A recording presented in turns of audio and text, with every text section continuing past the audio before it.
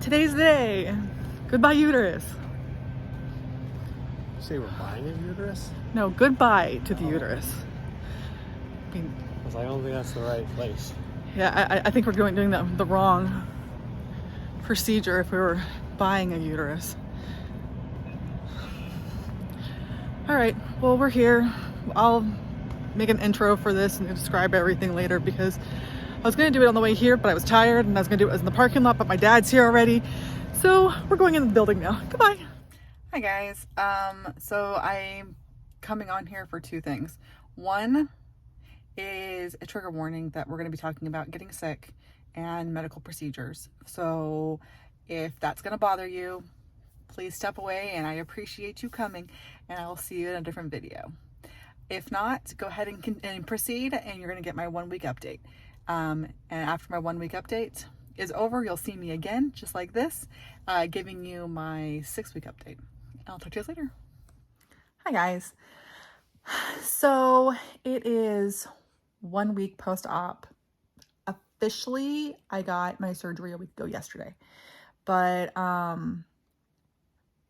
yesterday was that day was a really hard day. So I'm going to say this is my 1 week, even though technically it was yesterday, but I feel more human today. So I've been at home for a week.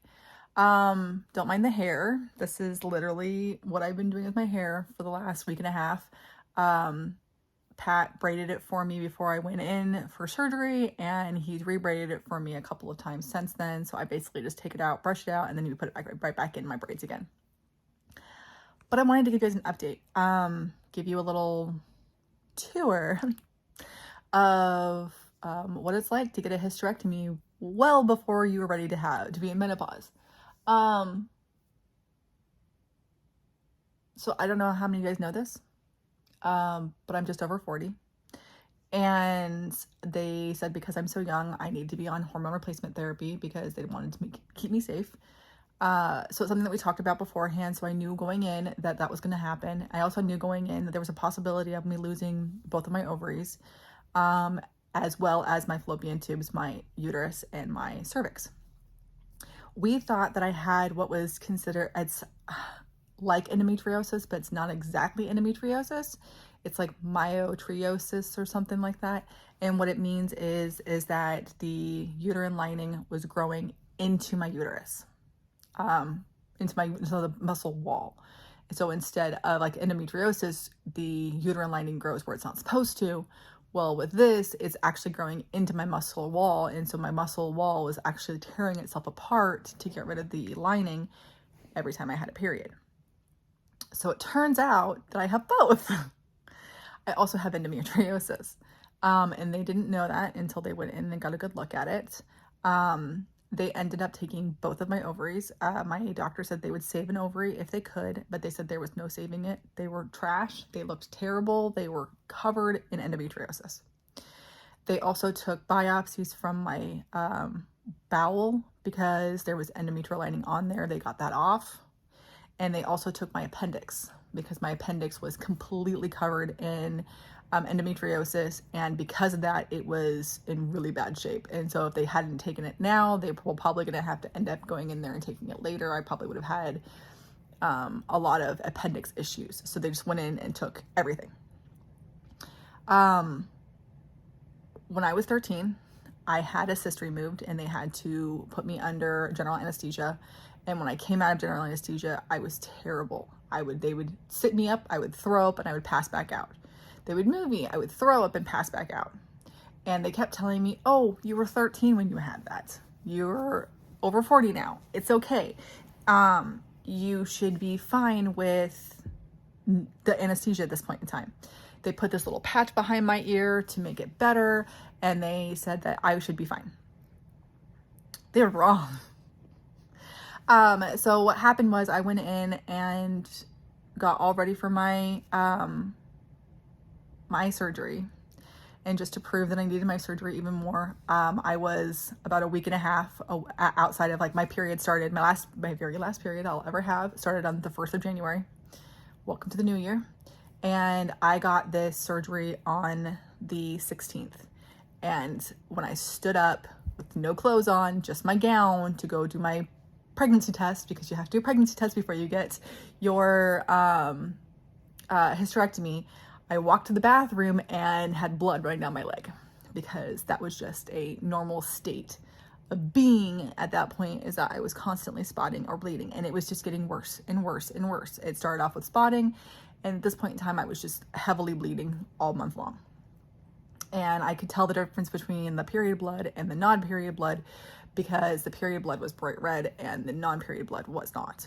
And so at this point in time I was like, I could tell also by the level of pain. So like when my period started, I was in horrific pain, couldn't move. I was literally drugged up. I would take hydrocodone or oxy if I had it. If I didn't have it, I would take edibles and be high as a kite just to function. And I wasn't functioning. I wasn't leaving the house. I wasn't doing anything. I couldn't drive because I was too high. It was just a bunch of shit. So I felt like crap, which is why you guys hadn't gotten any videos from me for a while. I did film a couple of Plan With Me's in the weeks leading up to my last period, but I hadn't been able to edit them because I was in so much pain. But now I'm feeling better, so I actually am thinking about just pulling out my computer and editing those so I can get those up this week. That's one of the reasons why I wanted to give you guys the update, was because you haven't heard from me in a while, and I wanted you to know that I didn't fall off the face of the planet. I didn't forget about you. I was been in a lot of pain. So I got up, did my pregnancy test. I met all of the OR doctors. Met with my surgeon again. Met with the OR nurse, and then met with the anesthesiologist. I warned the anesthesiologist that I can't have epi unless I'm dying, because I have a really extreme reaction to it. And then I also have a really extreme reaction to being under anesthesia. So she put this little like dot behind my ear and told me it was good for 3 days, and then I could keep it on for 3 whole days. And I'm like, great, wonderful. I plan on doing that. Then she gave me this margarita concoction directly into my IV. And I don't remember anything else. Apparently I took my nose rings out and gave it to my husband, and then I had a hard time getting my tongue ring out and had to use my blankets to unscrew it and then give that to him too. I don't remember any of that. I don't remember leaving the pre-op room. I do not remember going into the OR. The next thing I remember was them pulling a tube out of my throat, which was fun because I could feel it coming out and feel it scraping against my roof of my mouth. But that's all I remember. And luckily it's not a really vivid memory. It's just a ugh feeling. And they tried waking me up. I ended up being under for longer than they expected. My surgery was supposed to be 3 hours. It ended up being like 4. There was so much scar tissue. There was so much endometriosis. He said it was terrible. My husband got a bunch of updates throughout the surgery. They would come out and update him and my dad, who were both waiting in the waiting room for me. And they kept saying that it was terrible, that I had so much scar tissue. There was no saving either my ovaries. There was no saving anything. They ended up having to take more than they expected. They weren't expecting to take my appendix. They knew that it was a possibility, but they weren't planning on it. They took it. It was just that they said it was pretty bad. And so they understood why I've been in so much pain lately. Sorry, I keep holding my phone really close to my face. But by the time they woke me up, like I remember waking up, it was like 6 o'clock at night. My surgery was scheduled. I was scheduled to be at the hospital at like 9:30. I got there a little early. I was in the pre-op around 9:30, getting all ready to go. I think the anesthesiologist came in around 10. And so they were expecting me to be out of surgery by like 2 or 3. And I didn't end up coming out of recovery until 6. And so I was in they have 2 sets of recovery. They have the OR recovery, which is immediately after you get out of the OR.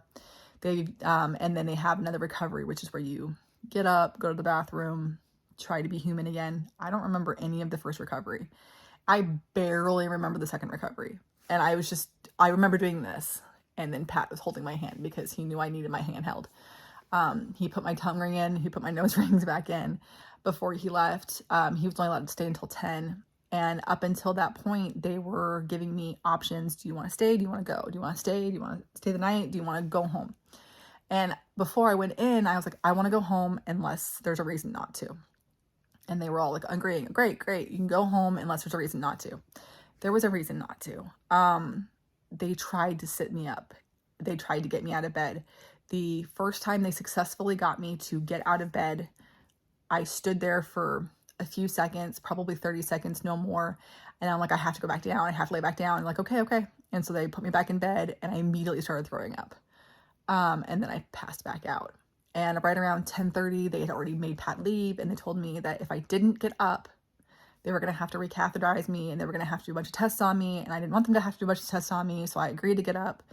But it was really, really hard. And she even took my spot off. And she said that taking my spot off would make it easier for me to be awake because the spot was making me tired. I don't think it was the spot that was making me tired. I think it's the anesthesia.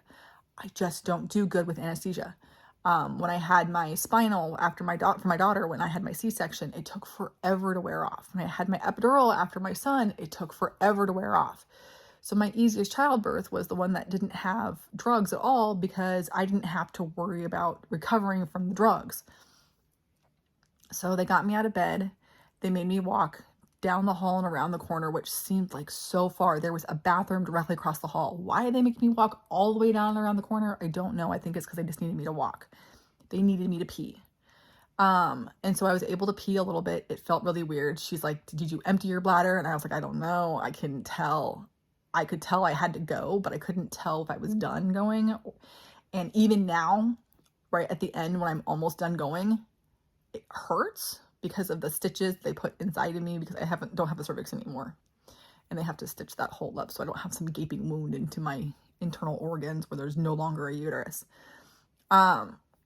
So I told them I didn't know and I wanted to go back. And I was really, really woozy and I was starting to shake really bad. So they put me in a chair and they started to wheel me back. I got almost back to my bed and I started throwing up again. And then after I peed that first time, they left me alone. I slept pretty much consistently through the night. They came in, they checked my vitals. If I had to go to the bathroom, they would let me go. And luckily, the second time that they had me go to the bathroom, I could go across the hall. And I was like, oh, yay, across the hall's good, because I didn't want to have to walk all the way around the corner again. And they were really excited because apparently I'm a power peer. Because the first time I peed, I got like 25. I had 250 cc's out. The second time I peed, I got 600 cc's out. And the third time I peed, I got 800 cc's out. And so by the time I got the 800, they're like, oh my God, you filled the container. And I was like, woohoo. And they're like, you don't have to measure anymore. So they didn't measure me after that. But it was a really slow process. Getting out of the hospital was hard because I'm so bad with anesthesia. And so by the time that I hit my like 24-hour mark, I was doing better. And so when they're like, you want to go home now? And I was like, yes.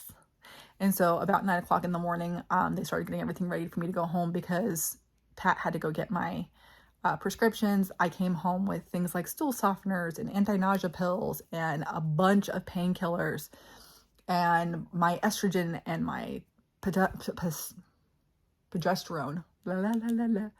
They put my first estrogen patch on the day I came out of as soon as I came out. Because one of the only things I remember was when my husband was still there and I was still in that wonky middle ground. They're like, okay, well, here's your estrogen patch. And they put it on my stomach.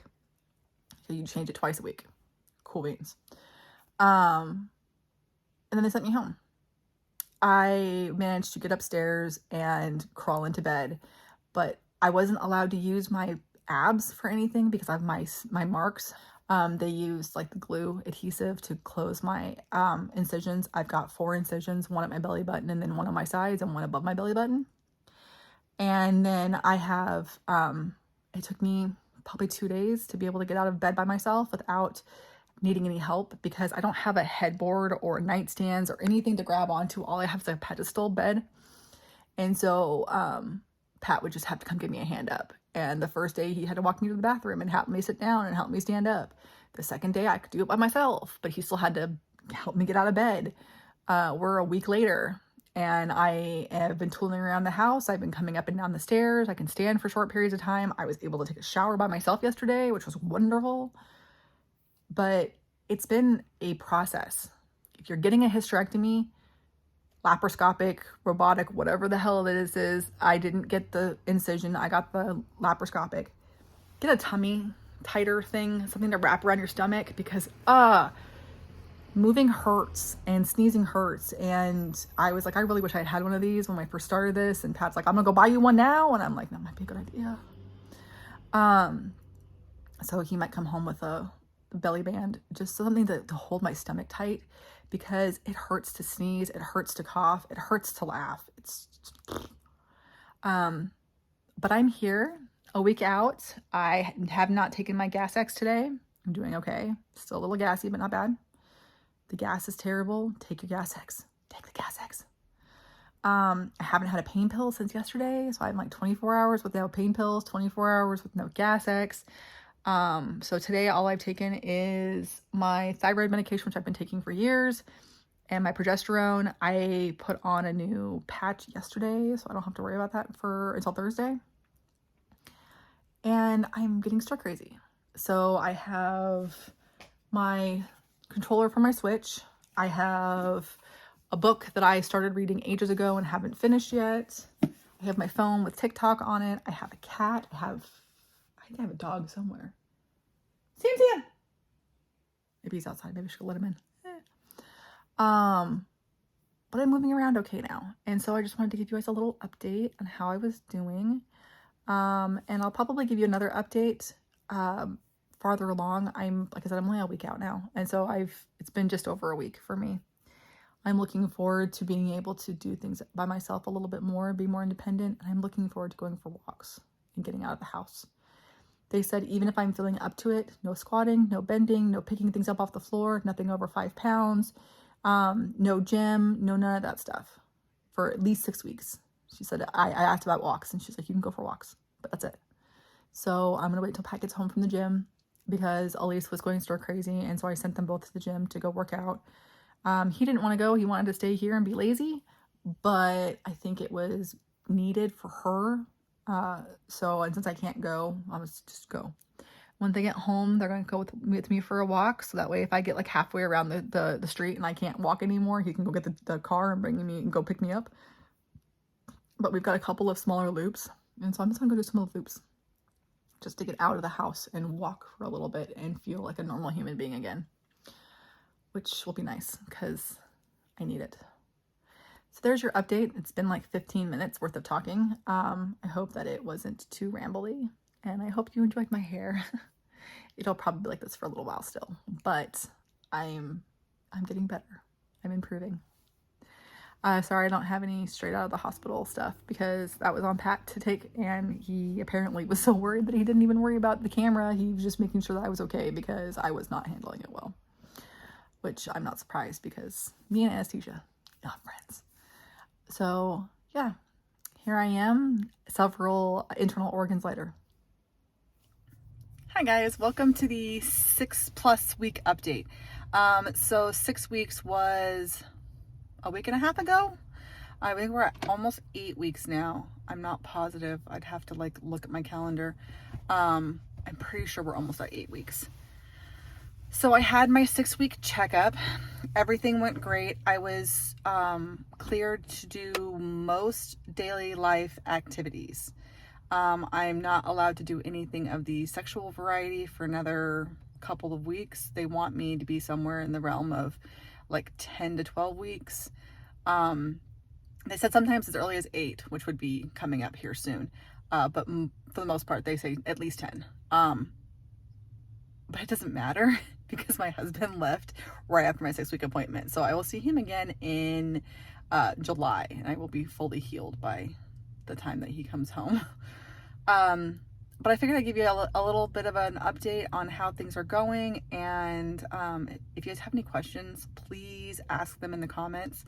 I am turning into a wealth of knowledge when it comes to all this stuff. As far as, the more personal side of these, I can give you as much information as you guys want. I don't know how much to share, but I figured I'm here. I just went through all this.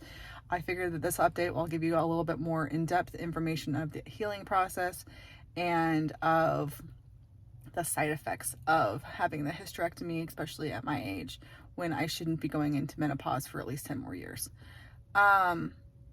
So if you get heebie-jeebied out, like I gave you the warning a little while ago, I watch my 1 week update, and there's a lot of information in there about the immediate recovery. And so I gave you guys a little trigger warning. But this is a lot easier, but this is a little bit more invasive when it comes to certain aspects.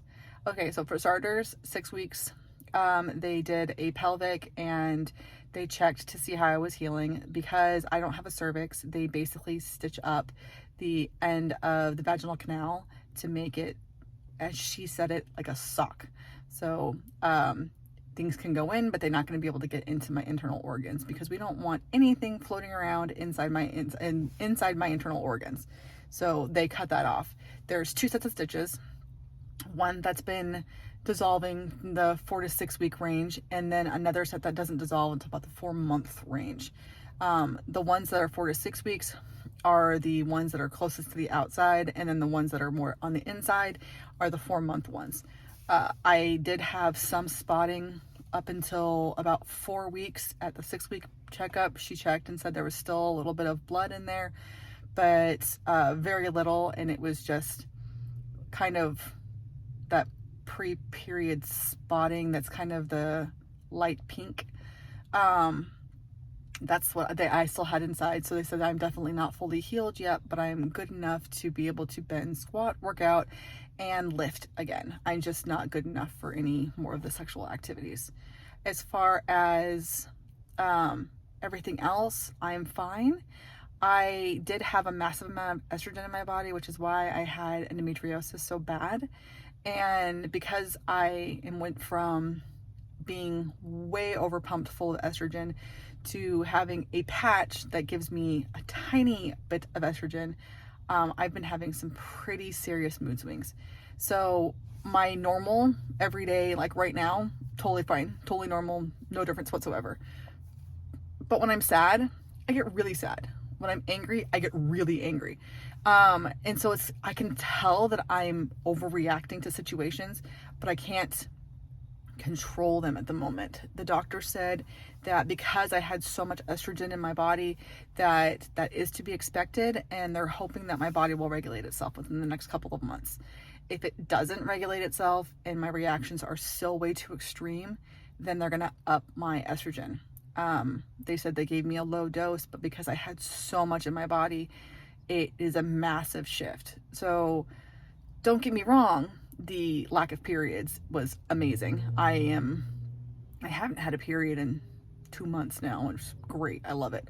But the hormonal mood swings kind of sucks. And I had a little benefit. It's like a little hair right here, and that's so much fun. And of course, everyone's teasing me that I'm gonna have a full beard before long, and I'm just like, yeah, that's great, thanks. I mean, I already have the peach fuzz, but I've always had that, so it's the little dark hairs that are coming in right here. That my daughter is getting a massive amount of ha-has over. So yeah, as far as I'm getting better, I am definitely a little slow on the recovery side of it as far as my stamina. I can do about a mile of hiking before I get pooped out. I can do like 1.5 miles to 2 miles if I'm on like concrete. But if I'm like hiking, I can only do about a mile before I'm pooped out. I haven't started lifting weights yet. I do want to do that soon. Bending and squatting has been fun, and it definitely knocks the wind out of me, and it makes me kind of black out and dizzy. I've always been prone to getting like the blackout, gray out dizziness when I stand up too fast. It's just a little bit worse right now. And I think that has more to do with the fact that I've been in bed for like more or less the last 6 months.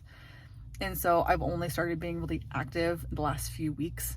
And so I think it's just a matter of getting my stamina back up after being in pain and in bed and drugged up for so long. So, yeah, I'm trying to think if there's anything else that I need to tell you guys. You already knew about I told you about all the hard parts of the surgery and the recovery. And the rest of the time was pretty good. It's just trying to get my stamina back up. I wasn't allowed to squat for that 6 weeks. And I'm telling you, I did it a couple times on accident, not even thinking about it. I need something off a bottom shelf, and I just squat down and grab it. I needed to pick something up, and I grabbed it and picked it up. Like I'm carrying my cat around the house, even though I'm not supposed to, because my cat weighs more than 5 pounds. but luckily I didn't hurt anything. I did have some spotting when I would overexert myself. So that's how we kind of tell, like, especially towards the beginning, if I did too much, if I went for too long of a walk, or if I squatted without thinking, or if I picked up something I wasn't supposed to, or if I just did too much, I would get achy and spotty. But that hasn't happened in weeks. So that's gotten a lot better. As far as just the basic surgery recovery thing, if you guys have questions, please ask. If this is something that you're going to be going through, please ask. I have a random wealth of knowledge now between research and going through it myself. I'm not in pain 24/7 anymore. I don't ache constantly. And even when I wasn't like on my period or in the absolute throes of the worst pain I've ever been in my entire life, I was still hurting all the time. My back was hurting. I had cramps. I had these sharp shooting pain in my side that they thought was appendicitis. It turns out my appendix was just trash from being covered in the endometriosis. It also looked like the infection they thought I had probably went away, and that it really was, or because they know that there was an infection there because I had really high white blood cell counts. I took all those antibiotics and the white blood cell counts came back down to normal, but they weren't seeing any improvement in my tubes at all, because that wasn't the end-all be-all problem. They told me at my 2-week checkup that the problem was the endometriosis, that it had literally clogged my tubes, and that was the reason I wasn't getting pregnant. It had nothing to do with fertility. It had nothing to do with my hormones, because all of that had been fine. It had everything to do with the fact that my tubes were completely closed in scar tissue, and that there was nothing getting through those babies. So they were much, much larger than they were supposed to be, because there was scar tissue all over every little piece of my insides, which was so much fun. And that's why I was in so much pain, and that's why I wouldn't stop bleeding. But all that's gone now. I feel 1,000 times better. I know that if I had been younger, they would have just suggested birth control, which did help. I didn't realize that I've been going through this for a while, and I was on birth control for a little while, and that did help, but it didn't help permanently. So there are a couple of other options. There's birth control. There's this procedure where they burn off your endometrial lining to help. And then there's, of course, the full hysterectomy. If any of you guys have questions, I keep asking that, but just so you know, if you have questions, concerns, want more information, if I didn't answer a question that you had, please just ask. I am more than happy to get as personal as you'd like me to get. But for now, I'm going to go ahead and let you guys go, and thank you so much for your love and your support and your well wishes, and I will hopefully be a whole new person now. So far so good, and I'm definitely on the road to well recovery. So I'm going to go ahead and put this up now so that you guys can see it, and I don't think you're going to get any more of these updates unless there's something that you guys need from me. So I'll see you guys later. Bye.